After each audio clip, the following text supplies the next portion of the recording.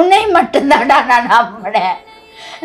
நீங்க நல்லா இப்படி என்னை கொல்லாம கொடுமை பண்றான், என் வாய் பேச முடியாத பண்ணி அந்த புள்ள என்ன பண்ணும்? மாப்பிள்ளை மச்சான்னு அவ்வளோ உயிரை வச்சிருந்தேன். என் அக்காவோட வளகாப்புக்காக தான் நான் வருவேன் நினைச்சிட்டு இருந்தேன். தாய் மாமங்கிற பாக்கியத்தை கொடுப்பான்னு நினைச்சேன். இப்படி என்ன அனாதையை விட்டு போயிட்ட வாழ்நாள் குஞ்சு அத்தனையும் அம்மாகத்தை சொல்லுதையா. யதார்த்த இயக்குனர் ராமின் இயக்கத்தில் சிவாவின் நடிப்பில் பறந்து போ ஜூலை 4 முதல் உலகமெங்கும். உங்கள் பாரம்பரிய பண்டங்களை ஆலடி பட்டியானுடன் சுவையுங்கள். சென்னை, காஞ்சிபுரம், செங்கல்பட்டு, திருவள்ளூர் மாவட்டங்களில் 60க்கும் மேற்பட்ட கிளைகளுடன். ரகங்கள் பலவிதம், ஒவ்வொன்றும் உலகத்தரம். தமிழக உற்பத்தியில் உங்கள் அனுஜ் டைல்ஸ். கல்யாணம் நடந்து 5 நாள்ல இருந்து பிரச்சனை ஸ்டார்ட் ஆயிடுச்சு.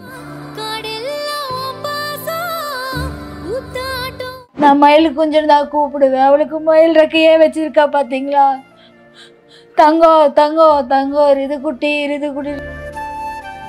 என் தங்க படாத சித்திரவதை பண்ணிக்குது. யாருமே எதிர்பார்க்க முடியாத ஒரு மாதிரி அந்த பையன் நடந்திருக்கிறா. உதைக்க முடியுமா, தட்ட முடியுமா, எதுவுமே பண்ண முடியாம பண்ணிருக்கா. கையெல்லாம் கட்டி எல்லாம் பண்ணிருக்கா. ஏன்டி இப்படி மறைச்ச? அப்பவே தலையா போட்டு அடிச்சம்மா, தலையா போட்டு அடிச்சேன். ஏன்டி சண்டாளி என்கிட்ட இந்த மறைச்ச? ஏன் மறைச்சேன்னு சொன்னம்மா, சொன்ன. துள்ளி துடிச்சு அழுத. அம்மா அப்பான்னு சொல்லிடாத, அப்பாவுக்கு நெஞ்சு வலி வந்தாலும் வந்துடும். அவ்வளோ சித்திரவதை அனுபவிச்சேன், அவ்வளோ கொடுமை அனுபவிச்சுன்னு சொல்றான்.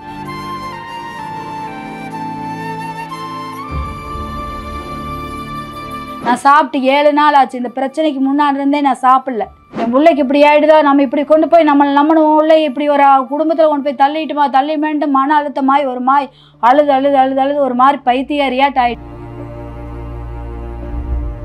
நீ கையெழுத்து போடலைன்னா நான் நீ பண்ண கொடுமையெல்லாம் சொல்லிடுவேன், கையெழுத்து போட சொல்றாங்கிறா. கடைசியா சொல்றேன் வாங்கிக்கிறேங்கிறா. அவ எப்படி சாவான்னு நான் நினைப்பேன்.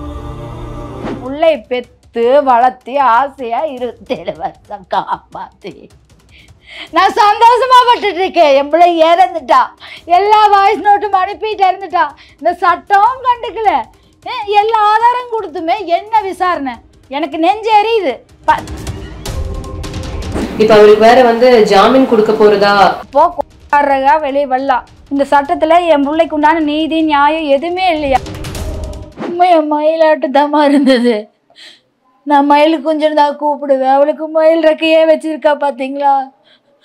தங்கம் தங்கம் தங்கம் ரிது குட்டி ரிதன்யான்னு கூட கூப்பிட மாட்டோம். ரிது குட்டி தங்கம் மயில் அப்படித்தான் கூப்பிடுவோம். அவளுக்கு அதுதான் பிடிக்கும். கொஞ்சி பேசுறதுதான் பிடிக்கும். அன்பை காட்டினா அப்படியே உசரவே கொடுப்பான்.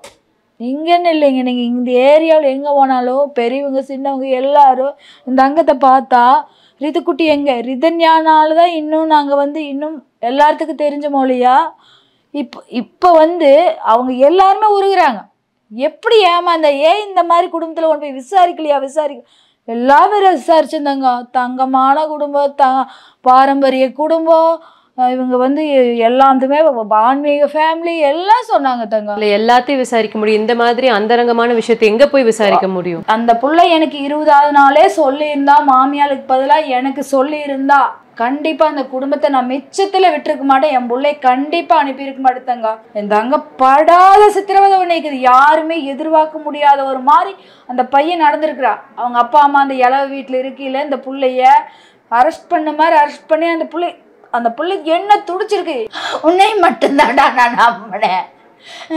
நீங்க நல்லா இப்படி என்னை கொல்லாம கொடுமை பண்றான், என் வாய் பேச முடியாத பண்ணி அந்த பிள்ளை என்ன பண்ணும்? உதைக்க முடியுமா, தட்ட முடியுமா, எதுவுமே பண்ண முடியாம பண்ணிருக்கா. கையெல்லாம் கட்டி எல்லாம் பண்ணிருக்கா. அதை அந்த புள்ள கண்ட்ரோல் பண்ணி அந்த இடத்துல இருக்கும்போது என்ன பண்றது? அவங்க அப்பா குடும்பத்தை நாம்பி படைக்கும்னு சொல்லியிருக்காரு. எப்பவுமே பிள்ளைக்கு இந்த காலம் வேற மாறிட்டு வருதுங்க. நம்ம அந்த காலத்தையும் கொஞ்சம் கேட்ச் பண்ணி எடுத்துக்கோணும். நீ எடுத்துக்கோணும் தாங்க. இல்லை எடுத்தாங்க அவள் தானே எதுவும் பண்ணிடாத பொறுமையா ஒரு வயனை வச்சிருக்கிறாங்க.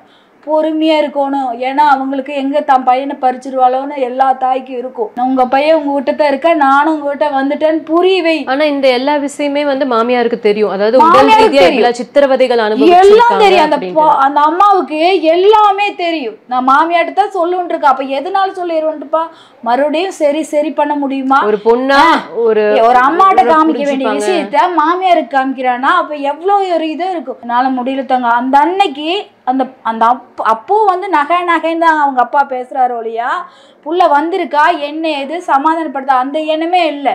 வந்து நானும் அமைதி உட்காந்துருக்கேன். அந்த அன்னைக்கு இவங்க அப்பா இல்லை, வெளியில் போயிட்டாரு. வந்து பேசணுன்னே மாமியார்ட்ட தான் பேசணுன்னே மாமியார் உள்ளே வருது.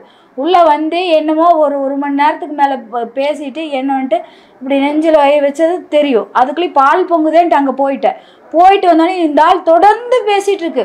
உடனே என்ன, உங்களை வந்து இங்க வரவிடாம அவர் அங்க உங்களுக்கு பேச்சு கொடுத்துட்டே இருக்கிறாரு. பேச்சு கொடுத்த லாக் பண்ணிட்டாங்க. எங்கள் மாமியார் மருமம் இங்கே வந்து லாக் பண்ணிட்டாங்க. இல்லைன்னா நான் அழுங்காப்பிலையாவது என்ன நாம தெரிஞ்சுக்க முயற்சி எடுக்காமலாம் இல்லை. அங்கே கத்திட்டே இருக்கிறாப்புல. ஆன் பண்ண ஆஃப் பண்ணவே பண்ண மாட்டாப்புல. அவங்க அப்பா வந்து நம்மளுக்கே தாக்கு பிடிக்க முடியாது. அப்புறம் சரின்ட்டு ஆஃப் பண்ணி போட்டு நான் இங்கே வரவுமே அவன் விடாமல் பேசணுமே, ஏனுங்க ஒரு நிமிஷம் அப்படிங்குது. ஒரு நிமிஷம் கூட்டு வந்து அங்கே வீட்டுக்காரர்கிட்ட சொன்னோன்னே இப்போத்தான் திருப்தியாக இருக்குது. இப்படிப்பட்ட உள்ளே தான் நான் எதிர்பார்த்தேன். அம்மாட்டையும் கூட சொல்லாம மாமியாட்ட சொல்லிக்குது. இந்த புள்ளதான் எனக்கு பிடிச்ச மருமக. அண்ணா வரை கியான்னு குதிச்சுட்டு இருந்தா. ஆனா அவங்க என்ன சொன்னாங்கிறது தெரியாது, ஒண்ணுமே தெரியாது. எனக்கு தெரிஞ்சிருந்ததுன்னா அந்த கடைசி நாள். ஆனா இப்ப எல்லாருமே கேட்கற ஒரு கேள்வி என்னன்னா, ஏதோ ஒரு பெரிய விஷயம் போயிட்டு இருக்குங்கிறது உங்களுக்கு புரியுது. நீங்க உங்க பொண்ணு கிட்ட வந்து என்ன ஆச்சு அப்படிங்கறது, என்ன விஷயம் எங்கிட்ட கூட சொல்லாம மாமியார்ட்ட சொல்றேன் என்ன விஷயம்னு நீங்க கேட்ட ஒரு தாய்கிட்ட சொல்ல முடியாத விஷயத்த மாமியார்ட்ட சொல்றையே ஏன் அப்படின்னு கேட்டதுக்கு அந்த பொண்ணு என்னன்னா, சிலதை வந்துமா சொல்லலாம், சிலது சொல்லக்கூடாதுங்கிறது ஒன்று இருக்குது. உங்ககிட்ட சொன்னேன்னா அது வேறு மாதிரி ஆயிரும், கண்டிப்பாக வேறு மாதிரி ஆயிரும். நான் வந்து இது எப்படி ஹேண்டில் பண்ணுறேன்னு தெரியல. என்னை டார்கெட் பண்ணுறாங்க, அவங்க டார்கெட் பண்ணுறாங்க. நான் வந்து என்னன்னு சொல்கிறேன். அவங்களுக்கு தெரியுமா இல்லையா, அவங்க பெண்ணாக இருக்கிறவங்களுக்கு அவங்களுக்கு தெரியும். அந்த அம்மாவை நம்பி, ஒரு பொம்பளையாக நம்பி நீ வந்து நம்மளை அந்த அம்மா ஏதோ ஒரு வகையில் காப்பாற்றுமா இல்லை ஏதாவது பண்ணுமான்னு நம்பித்தானே சொல்லுச்சு. சொன்ன பிள்ளைக்கு நீ எந்த வகையும் செக்யூர் கொடுக்கல. நல்லவங்களாட்ட பேசி அந்த புள்ள 1 மாதம் இங்கே தான் இருந்துச்சு. அந்த பையன் தினும் வர அந்த புள்ள அப்பவும் கேப் போட்டு தான் இருந்தா. அப்போ வந்து எப்படியோ சமாதானம் பண்ணி அந்த பையன் எங்கேயுமே வெளியில் கூப்பிட்டு போகல, நாங்கள் தான் வெளியில் கூப்பிட்டு போயிட்டு வந்தோம். அப்புறம் பார்த்தீங்கன்னா பௌர்ணமி அன்னைக்கு மறுசரடு கட்டிக்கலாங்க என்னன்னே அந்த பிள்ளை பேசி அது இதுன்னு பண்ணோன்னே எங்களுக்கு பெரிய விஷயமாட்டாக காமிச்சிக்காம மறைச்சிட்டாங்க. அந்த பிள்ளையும் என்கிட்ட மறைச்சிட்டு அப்புறம் அவங்க 2 பேரும் சரி அப்படிங்கிற ஒரு நிலையில் இருக்கும்போது அந்த புள்ள வந்து தள்ளித்தான் இருந்திருப்பாளா என்ன கிரகம் ஒன்றும் புரியல. ஆனால் அந்த புள்ள முகத்தில் சிரிப்பு போனது வந்து சரியாகலை. ஆனால் அந்த பையன் கூட சேர்ந்து மறுபடியும் நான் பொழைச்சி கரெக்ட் பண்ணிடலாமான்னு நினச்சங்காட்டி தான் அந்த புள்ள அவங்க சொன்னாலுமே நான் போக மாட்டேன்னு சொல்ல ஒன்றுன்னு சொல்ல போய் மறுசரடு மாற்றிட்டு வந்துடலாங்க, பாப்பா வந்துட்டாங்க எல்லாம் கேட்பாங்க சம்மந்திங்கனானே எங்களுக்கு. ஏன்னா இந்த பொண்ணுமே ஒன்றும் சொல்ல, அவங்களும் பெருசாக காமிச்சிக்கல. இந்த பையன் வந்துட்டு போவங்காட்டி எங்களுக்கு ஒன்றும் பெருசாக தெரியல, சின்ன ஊடல் ஆட்டுறக்குது. ஆனா மாமனாருக்கு இந்த விஷயம் எல்லாமே தெரியும். பொண்ணுக்கு இந்த அளவுக்கு ஒரு கொடுமை நடந்திருக்குங்கிறதும் தெரியும். தெரிஞ்சுதான் அவர் அப்படி சொல்லியிருக்காரு. உங்ககிட்ட என் பையன் வேற விதமா எதிர்பார்க்குற ஒரு மருமகிட்ட ஒரு மாமனார் வந்து 8 மணிலேருந்து 3:30 மணி வரைக்கும் நிற்க வச்சு பேசி போட்டு என் பையன் உங்ககிட்ட வேற விதமாக எதிர்பார்க்குறான்னு சொல்லி போட்டு உங்களுக்கு எப்பமா தெரியும்? வெள்ளிக்கிழமைக்கு தெரியும். வெள்ளிக்கிழமை சொல்லும்போது அவங்க அப்பா இல்லை. எனக்கு நெஞ்சே அப்படியே என்ன பண்ணுறது, நம்ம நெஞ்சை வெடிச்சுக்கலாமா இல்லை அவனுக்கு உண்மையாக இருந்துன்னா பிரிச்சிருப்பணுங்க. நீ எல்லாம் மனுஷனா இல்லை அரக்கனா, ஒரு நாயனரையும் கூட பார்த்து நடந்துக்குதே. உன்னை நம்பி வந்த புள்ள உன் பொண்டாட்டி, நீ ஏன்டா அரக்கனை என் பிள்ளையை பயப்படுத்தி வச்ச? குடும்ப வாழ்க்கை நீ இப்படித்தான் இருக்குமா? நம்ம பிள்ளைய சரியாக வளர்த்தாம தப்பா அடங்கி போன்னு சொன்னதுக்கு இந்த பிள்ளை இவ்வளோ அடங்கி இருக்குதா, இவ்வளோ சித்திரவதை அனுபவிச்சுக்குதான்ட்டு அந்த புள்ள அந்த வளைஞ்சது ஒன்றா நிமரவே இல்லைங்க. அந்த பிள்ளைக்கு வரைக்கும் அந்த புள்ள ஒரு பக்கம் சாஞ்ச மாதிரி தான் இருந்தா. என்னன்னு கேட்டும் அந்த புள்ள சொல்லவே இல்லை. அதான் சொல்கிறேனே, என் புள்ள வந்து அவ்வளோ சீக்கிரம் யாரையும் வாய் விட்டு சொல்லிட்டானா அவங்கள விட்டு விலகிட்டான்னு அர்த்தம். ஏன்னா அவளுக்கு வந்து என்னன்னா அடக்கி அப்படியே மூடி வச்சு குடும்ப நாய் வெளியே போகக்கூடாது, நான் கொஞ்சம் எல்லாமே சொல்லிடுவேன். எங்கிட்ட சொன்னா அப்பாட்டு சொல்லிடுவேன், அப்பாட்டு சொன்னா அப்பா வேற மாதிரி ஆயிடுவார். அப்பா உடம்பும் சரியில்லை, அந்த குடும்பம் இல்லை ஊரே 7 நாளா அசிங்கமாயிரும், குடும்பத்துக்கு அசிங்கமாயிரும். இது எப்படியோ இருந்து இக்னோர் பண்ணி என்னன்னா இதை விட்டு நான் விலகிடலாம் அப்படின்னு கடைசி அந்த புள்ள முடிவு எடுத்துடுச்சு. ரெஸ்யூம் எல்லாம் ரெடி பண்ணிட்டா. எனக்கு இந்த வாழ்க்கை வேண்டாம். நான் இங்கே அப்படியே துடிச்சு அப்படியே மயக்க மர மாதிரி ஆகிட்டு அப்படியே சரிஞ்சிட்டு இதெல்லாம் நடந்துக்குது, நம்ம உள்ளைக்கு நடந்துக்கு, நம்ம இது எதுவுமே தெரியாமல் வீட்டில் சிரிச்சிட்டு இருந்துக்கிறோமே. அந்த மருமகனை வந்து தங்காம்ப வந்து அப்படி உபசரிப்பா, அப்படி இல்லைங்கத்தா, ஆமாங்கத்தா, இல்லைங்கத்தான் அப்படிங்கிற போது எனக்கு என்ன, அட பாவி, நீ முதலே சொல்லியிருந்தீங்கன்னா அவனை என்ன பண்ணியிருப்பேன்னு தெரியாது. அவங்க அப்பா வந்து அவ்வளோ பேச்சு பேசுகிறானே, அவனுக்கு என்ன பண்ணியிருப்பேன்னு தெரியுது. ஏன்டி இப்படி மறைச்ச? அப்பவே தலதலையா போட்டு அடிச்சம்மா, தலதலையா போட்டு அடிச்சேன். ஏன்டி சொன்னாலும் என்கிட்ட இருந்த மறைச்ச, ஏன் மறைச்சேன்னு சொன்னம்மா, சொன்னேன். துள்ளி துடிச்சு அழுத. அம்மா அப்பான்னு சொல்லிடுறாத, அப்பாவுக்கு நெஞ்சு வலி வந்தாலும் வந்துடும், இல்லை கொலை பண்ணாலும் பண்ணிடுறாருப்பா. அவ்வளோ சித்திரவதை அனுபவிச்சேன், அவ்வளோ கொடுமை அனுபவிச்சுன்னு சொல்கிறான். அப்போ பார்த்துன்னா எனக்கு கிடுகிடுன்னு ஆயிடுச்சு உடம்பெல்லாம். தங்க இது வேண்டாம், தங்க உனக்கு இது வேண்டாம், இந்த வாழ்க்கை வேண்டாம் சாமி, நீ என்ன பண்ணுறியோ பண்ணிக்கோ அப்படின்னு நான் சொல்லிட்டேன். வேண்டாம் தங்கா, நீ என்ன முடிவெடுத்தாலும் நான் அதுக்கு கட்டுப்படுறேன். நான் அப்போவும் உன்னை போன்னு சொல்லலை, இப்போவும் உன்னை நான் போன்னு சொல்லலை. ஆனால் இதுக்கப்புறம் நானே அனுப்ப மாட்டேன் உன்னைய. என் பிள்ளைய தங்கமாக இருந்துக்க நான் அதான் சொன்னேனே. வேண்டான்னு சொன்னால் வேற எதுவும் அசந்தர்ப்பமா சொல்லிட்டேன். தங்க இது இல்லைன்னா பரவாயில்ல அப்படின்னு. நான் என்னம்மா நாயா, நான் உன்ற வகுத்தில் வந்து நான் நாயா அப்படின்னு கேட்டாலே, நான் ஒருத்தனுக்கு ஒருத்தி தான் வாழ்வேன், ஒருத்தனுக்கு ஒருத்தி தான் வாழ்வேன்னு சொல்லிட்டு அப்போவே ஒரு மாதிரி ஆகிட்டு டக்குன்னு எந்திரிச்சு பாத்ரூம் போயிட்டான். பாத்ரூம் போயிட்டு வந்து தயவு செஞ்சு அப்பாட்டு சொல்லாத, இது எப்படி பண்ணுறதுன்னு எனக்கு தெரியும், இது ஊரே 7 நாளே 7 நல்லா அசிங்கமாகி நமக்கு எப்போ கெடுவோன்னு பார்த்துட்டு இருக்கிற உலகம்மா, நல்லா இருந்தாலும் பேசு, கெட்டு போனாலும் பேசு, நான் வந்து நீ பண்ண கொடுமையெல்லாம் சொல்லிடுவேன்னு சொல்லி என்னை டைவர்ஸ் பண்ண சொல்கிறேன் அப்படிங்கிறா. நீ பண்ண கொடுமையெல்லாம் நீ கையெழுத்து போடலைன்னா நான் நீ பண்ண கொடுமையெல்லாம் சொல்லிடுவேன், கையெழுத்து போட சொல்கிறாங்கிறா. கடைசியாக சொல்கிறேன் வாங்கிக்கிறேங்கிறா. அவள் எப்படி சாவான்னு நான் நினைப்பேன். நீங்கள் சொல்லுங்க, அவன் என் பொண்ணு செத்து போயிடுவான்னு நான் ஒரு துளி ஒரு பிஞ்சு நான் நம்ம மனசில் நினச்சிருந்தேன்னா என் பிள்ளை கட்டி பிடிச்சி என் கூடயே வச்சுருப்பேன்.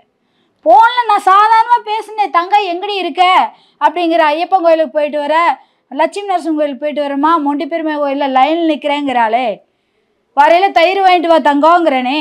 ஊரலகமெல்லாம் சாதாரணமாக பேசுகிறாங்கன்னு இல்லை, நான் பேசாமல் துவண்டு மயங்கி போய் கிடந்தேன். நான் சாப்பிட்டு 7 நாள் ஆச்சு. இந்த பிரச்சனைக்கு முன்னாடி இருந்தே நான் சாப்பிடல. என் பிள்ளைக்கு இப்படி ஆகிடுதோ, நம்ம இப்படி கொண்டு போய் நம்ம உள்ளே இப்படி ஒரு குடும்பத்தில் கொண்டு போய் தள்ளிட்டு மன அழுத்தமாய் ஒரு மாதிரி அழுது ஒரு மாதிரி பைத்தியாரியாட்டு ஆகிட்டேன்.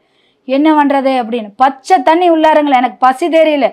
பேசுகிறாங்க, நீ அழுதுகிட்டே படுத்திருந்தா உன் பிள்ளைக்கு நீதி கிடைக்காது, நீ பேசுனா மட்டும்தான் எல்லாம் தெரியும், நீ பைத்தியமாட்டு படுத்துட்டு இருந்தீங்கன்னா புள்ள போயாச்சு, பிள்ளைக்கு நீ என்னடி பண்ணி வச்சிருக்கிற, பிள்ளைய கொண்டு போய் இப்படி தள்ளிட்ட, பிள்ளைக்கு நீதி வாங்காமல் நீ சோகமாக அழுதுட்டு இருந்தா எல்லாம் உன் பிள்ளைக்கு ஒன்றும் கிடைக்காது, மக்கள்கிட்ட சொல்லுன்னு அடித்தான். நான் வந்து பேசவே ஆரம்பித்தேன். நான் வந்து தைரியமாவோ இல்லை, பிள்ளை பெற்று வளர்த்தி ஆசையாக 27 வருஷம் காப்பாற்றி நான் சந்தோஷமா பட்டுட்டு இருக்கேன். என் பிள்ளை இறந்துட்டா, எல்லா வாய்ஸ் நோட்டும் அனுப்பிட்டு இறந்துட்டா, இந்த சட்டம் கண்டுக்கல, எல்லா ஆதாரம் கொடுத்துமே என்ன விசாரணை, ஒரு விசாரணையும் எனக்கு என்னமோ திருப்தியா பண்ணல. யார் என்ன நினைச்சிட்டாலும் சரி, என் பிள்ளைக்கு உண்டான நீதி கிடைக்கவே இல்லை, இன்னும் கிடைக்கவே இல்லை. மக்கள் என்ன அவன் வீட்டில் எல்லாத்து வீட்லேயும் அதிகாரி வீட்லேயும் பிள்ளை இருக்குது, இந்த கேஸுக்கு சப்போர்ட் பண்ணி வாதாட போகிறவங்க குடும்பத்துலேயும் பிள்ளை இருக்குது. அவங்க வீட்டில் இப்படி ஒரு பிள்ளை இருந்து இப்படி ஒரு நடந்திருந்தா இவங்க விட்டுருவாங்களா? அப்போ பணம் வருது அது வருதுன்னா எல்லாம் வாதாடிடுவாங்க.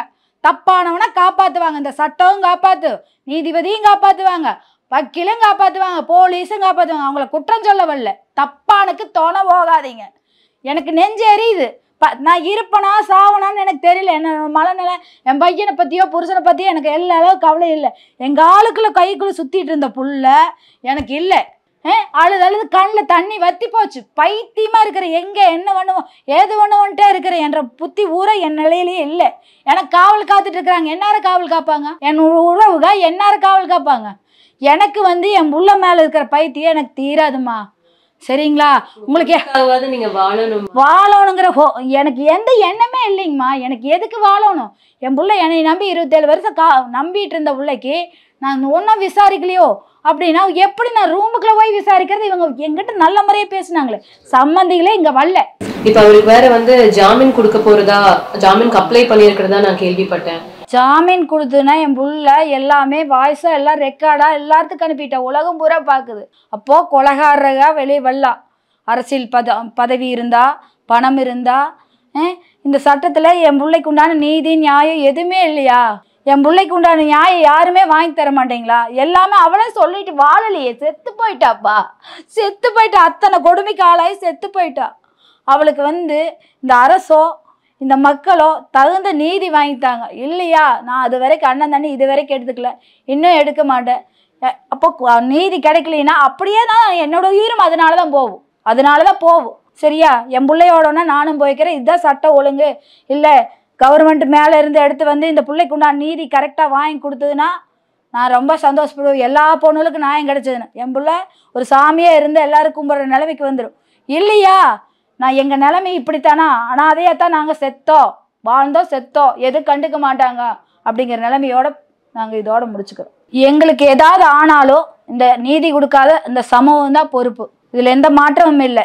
ஏன்னா நாங்கள் போராடிட்டே இருக்கிற பிள்ளைக்காக வழியில் வேதனையில் அழுகவா, போராடவா, பிள்ளை எல்லாம் சொல்லியுமே எந்த ஒரு இதுவுமே இல்லை. புள்ள சனிக்கிழமை இருந்தது, இது வரைக்கும் எந்த இதுவுமே இல்லை. அவங்க வெளியில் இருக்காங்க, அந்த அம்மா வெளியில் இருக்கிறாங்க, இவங்கள ஜாமீனில் வெளியில் விடுறேங்கிறாங்க. ஒரு நீதி கிடைக்கல. அப்போ நான் என்னோட எங்கள் குடும்பத்துக்கும் எனக்கோ எது நடந்தாலும் இந்த சமூகம் எது கண்டுக்காதா, இந்த நீதி எது ஸ்டெப் எடுக்காதா? எனக்கு ஒன்றும் புரியல. நீங்கள் தான் எல்லாம் பார்த்து என் பிள்ளைக்கு உண்டான நீதி வாங்கி தர்றீங்களா, இல்லை என்னையும் சேர்ந்து இதோட முடக்கிடுறீங்களான்னு உங்கள் கையில் தான் இருக்குது. யதார்த்த இயக்குனர் ராமின் இயக்கத்தில் சிவாவின் நடிப்பில் பறந்து போ ஜூலை 4 முதல் உலகமெங்கும். உங்கள் பாரம்பரிய பண்டங்களை ஆலடி பட்டியானுடன் சுவையுங்கள். சென்னை, காஞ்சிபுரம், செங்கல்பட்டு, திருவள்ளூர் மாவட்டங்களில் 60க்கும் மேற்பட்ட கிளைகளுடன். ரகங்கள் பலவிதம், ஒவ்வொன்றும் உலகத்தரம். தமிழக உற்பத்தியில் உங்கள் அனுஜ் டைல்ஸ்.